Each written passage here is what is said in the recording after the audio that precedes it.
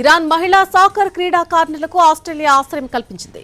స్వదేశంలో శిక్షల భయం కారణంగా 5గురు ఇరాన్ మహిళా సాకర్ క్రీడాకారిణులకు ఆస్ట్రేలియా ప్రభుత్వం మానవీయ వీసాలు మంజూరు చేసి ఆశ్రయం కల్పించింది.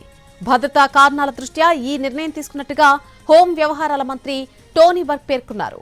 ఆస్ట్రేలియాలో ఆడుతున్నప్పుడు స్వదేశంలోని ఇరాన్ ప్రభుత్వం వారిపై దేశద్రోహులని ముద్రవేసి కఠిన చర్యలు తీసుకుంటుందనే భయంతో ఆశ్రయం కోరారు.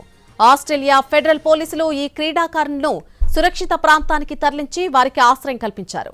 అమెరికా అధ్యక్షుడు ట్రంప్ ఈ క్రీడాకారులకు ఆశ్రయం ఇవ్వాలని ఆస్ట్రేలియాను కోరారు. ఆస్ట్రేలియా ప్రధాని ఆంటోనీ అల్బనీస్తో ఈ విషయంపై చర్చించారు. ఇరాన్ బృందంలోని ఇతరులకు కూడా ఆశ్రయం ఇచ్చేందుకు ఆస్ట్రేలియా ప్రభుత్వం ముందుకొచ్చింది. ఆస్ట్రేలియాలో జరుగుతున్న మహిళల ఆసియా కప్ పోటీల కోసం వెళ్లారు ఈ క్రీడాకారులు. ఇరాన్పై దాడులు జరిగిన తర్వాత మైదానంలో ఆ జట్టు క్రీడాకారులు తమ జాతీయ గీతాన్ని పాడడానికి నిరాకరించారు. ప్రభుత్వంపై నిరసనగా వారు ఈ నిర్ణయం తీసుకున్నట్టు అంతర్జాతీయ మీడియాలో వార్తలొచ్చాయి.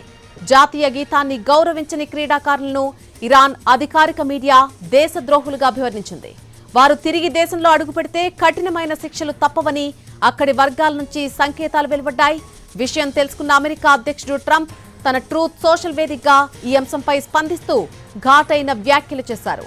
క్రీడాకారులను బలవంతంగా ఇరాన్కు పంపడం ఒక పెద్ద మానవతా తప్పిదమవుతుందని హెచ్చరించారు. అక్కడ వారు మరణ శిక్షను కూడా ఎదుర్కోవాల్సి రావచ్చని ఆవేదన వ్యక్తం చేశారు.